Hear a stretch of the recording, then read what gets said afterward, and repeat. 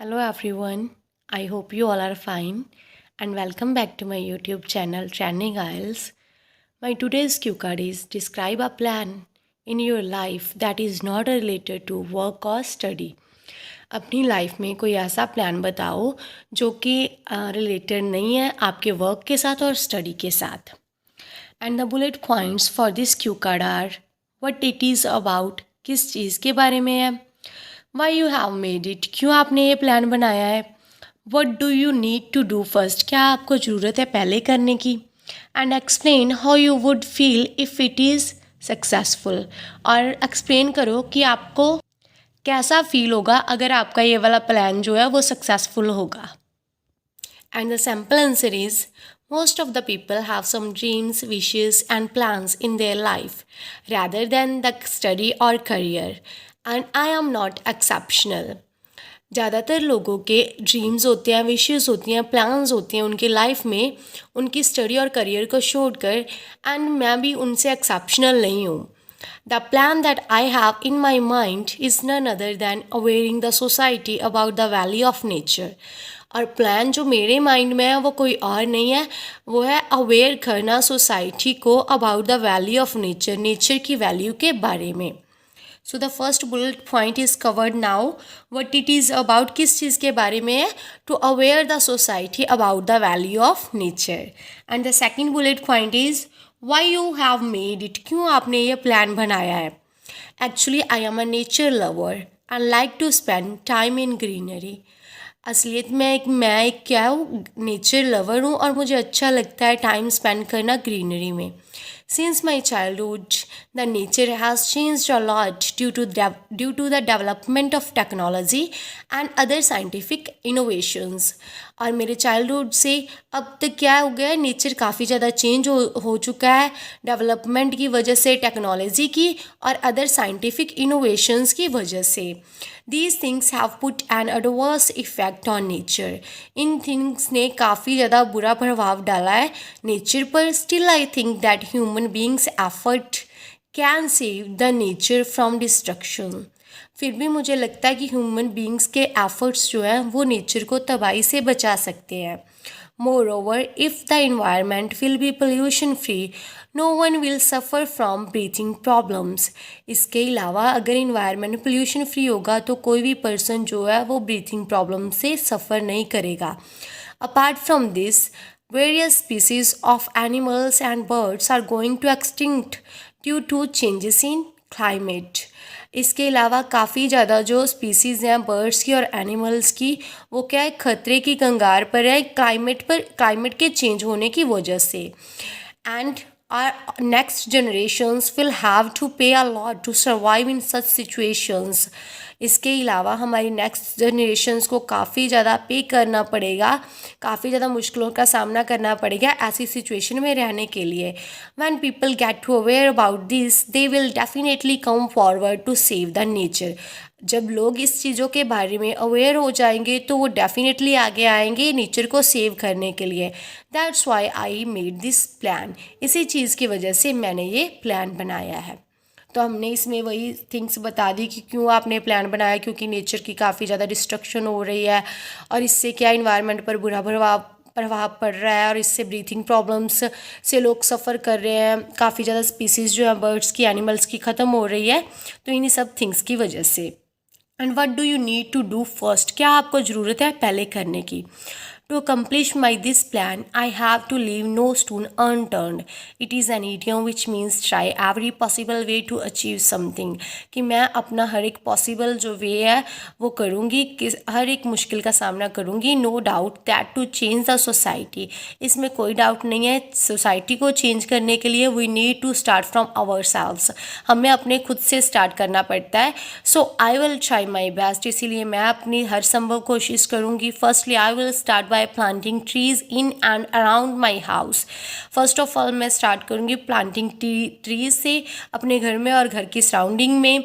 I need to be the part of environmental society to aware the people to use the technology at a certain limit. ज़रूरत होगी मुझको एक environmental society का part बनने की, so that मैं लोगों को अवेयर कर सकूँ कि टेक्नोलॉजी को एट अ सर्टेन लिमिट पर यूज़ करें। The team members of my society and I will organise camps and seminars to fulfil this plan. इस प्लान को फुलफिल करने के लिए मेरे टीम मेंबर्स और मैं जो है कैंप्स और सेमिनार्स ऑर्गेनाइज करेंगे। सो इसमें हमने थर्ड बुलेट पॉइंट कवर कर दिया। और जो लास्ट बुलेट पॉइंट है वो है कि आपको कैसा फील होगा जब आपका ये प्लान सक्सेसफुल हो जाएगा। आई would feel over the moon which is an idiom, it's means extremely happy. मुझे काफ़ी ज़्यादा हैप्पी फील होगा if the plan is successful, अगर मेरा प्लान जो है वो सफल हो जाता है। Although it is really difficult yet I believe that with hard work we can make the impossible possible. चाहे काफ़ी ज़्यादा डिफ़िकल्ट है yet I believe that with hard work, फिर भी मुझे को बिलीव है कि हार्ड वर्क के साथ हम इम्पॉसिबल को पॉसिबल बना सकते हैं। Whereas the pollution free environment is the need of the time, but nowadays due to my studies I can't concentrate on my this plan. इसके अलावा pollution free environment जो है वो इस time की ज़रूरत है, मगर नाउ डेज़ में अपनी स्टडीज़ के वजह से इस प्लान पर कॉन्सेंट्रेट नहीं कर सकती। Thus if in the future I would do something for it than I would feel myself lucky. और अगर फ्यूचर में मैं इसके लिए कुछ कर सकती हूँ देन आई वुड, तो फिर मैं फील करूँगी अपने आप को lucky. And the pleasure of that time I would not explain in the words, और उस समय का जो प्लेजर है वो मैं वर्ड्स में एक्सप्लेन नहीं कर सकूँगी। All in all this is a plan in my life that is not related to my work और स्टडी। लास्ट पे यही बताना चाहती हूँ कि यही एक प्लान है जो कि नहीं रिलेटेड है मेरे वर्क के साथ और स्टडी के साथ। And the follow up question for this cue card are should parents make plans for children? क्या पेरेंट्स को प्लान बनाने चाहिए बच्चों के लिए?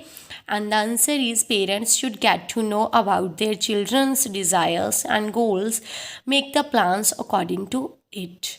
पेरेंट्स को पहले तो जानना चाहिए बच्चों के डिज़ायर्स क्या है, गोल्स क्या है, और उसी के अकॉर्डिंग ही प्लान्स बनाने चाहिए। They should not compel the child to do the things according to their choice. उनको कंपेल नहीं करना चाहिए बच्चे को कि उनकी चॉइस के अकॉर्डिंग काम करने के लिए। And the second question is When should children start to make plans for themselves? कब बच्चों को स्टार्ट करना चाहिए अपने खुद के लिए प्लान बनाने? And the answer is after completing schooling the children should make plans for themselves. Complete करने के बाद स्कूलिंग को, उसके बाद बच्चों को अपने लिए प्लान्स बनाने चाहिए, because at that time they are mature enough to make plans for themselves. क्योंकि उस टाइम्स पर बच्चे काफ़ी ज़्यादा मैच्योर हो जाते हैं अपने लिए खुद के लिए प्लान बनाने के लिए। And the third question is are plans always necessary? क्या हमारे प्लान्स हमेशा ही ज़रूरी होते हैं? Can people succeed without plans? क्या पीपल जो है वो सक्सेसफुल हो सकते हैं प्लान्स के बिना? And the answer is yes, plans are always necessary.